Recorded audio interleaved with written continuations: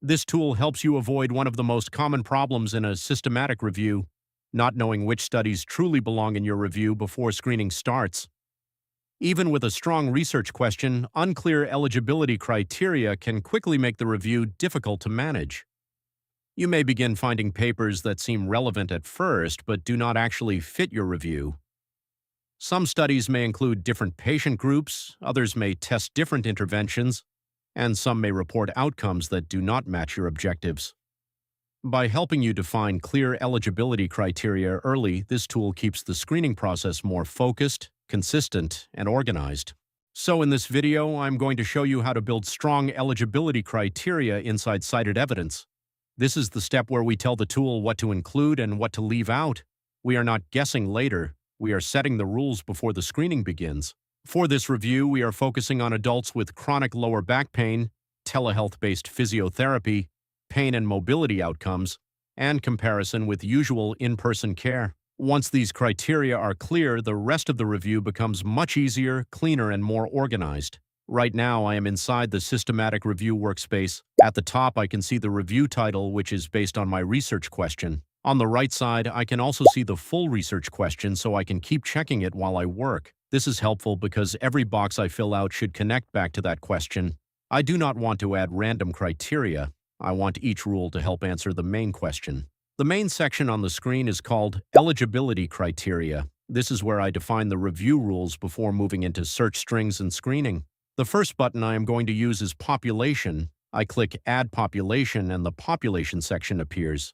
In the label box, I will keep it simple and write Population. In the description box, I want to explain who should be included in this review, so I will write adults aged 18 years and older with chronic lower back pain lasting 12 weeks or longer. This tells the tool and the reviewer exactly who the review is about. I am not looking at children. I am not looking at short-term back pain after a small injury. I am focusing on adults with chronic lower back pain. Now I move to the Include box under Population. Here I will write adults 18 years and older diagnosed with chronic lower back pain or reporting lower back pain for 12 weeks or longer. This is the group I want to include. Then I move to the Exclude box. Here I will write children, adolescents, pregnant patients, patients with acute back pain, post-surgical back pain, cancer-related pain, or pain caused by major trauma. This is important because lower back pain can happen for many reasons. If I do not define this clearly, the search may bring in studies that are not really about the group I want. Next, I will add the intervention. I click Add Intervention. In the label box, I write Intervention. In the description box, I will write telehealth-based physiotherapy delivered remotely through video calls, mobile apps, online exercise programs, or clinician-guided digital rehabilitation. This tells the tool what treatment I am studying. I am not studying regular in-person therapy here. I am studying therapy that is delivered remotely using technology. Now I fill in the Include box for intervention. I will write remote physiotherapy, virtual physiotherapy, telerehabilitation, video-based physical therapy, app-based exercise programs, or online clinician-guided rehabilitation for chronic lower back pain. This gives the tool different ways the same idea may appear in research papers. One paper may say telehealth physiotherapy, another may say telerehabilitation, another may say digital rehabilitation. I want to capture those related terms because researchers do not always use the exact same wording. In the Exclude box for intervention, I will write in-person physiotherapy only, medication-only treatment, surgery, injections, chiropractic-only care, massage-only care, or self-directed exercise with no remote clinical guidance. This helps separate the exact intervention from other treatments.